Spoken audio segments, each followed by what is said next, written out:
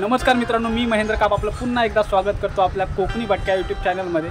मित्रांनो, बऱ्याच दिवस आपला व्हिडिओ आले नाही कारण आपण गणपती उत्सवासाठी गावी गेलो होतो, तर तिकडे मोबाईल हातातून पडला आणि डॅमेज झाला, तर व्हिडिओ बनवता आला नाही।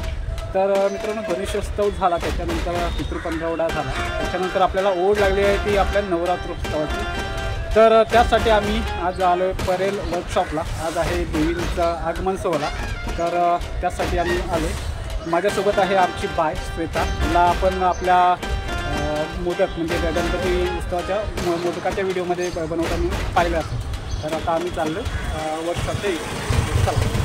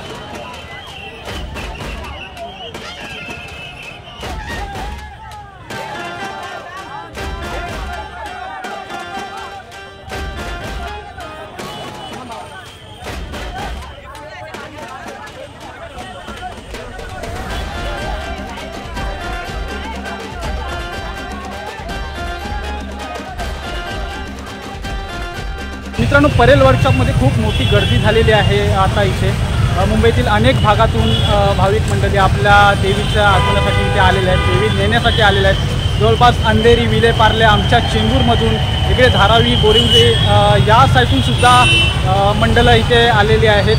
खूप गर्दी आहे, पोलिसांची सुद्धा तारांबळ उडालेली आहे की एवढी गर्दी आटोक्यात आणण्यासाठी। तरीही खूप छान पद्धतीने इथे आगमन होत आहे प्रत्येक देवीचं।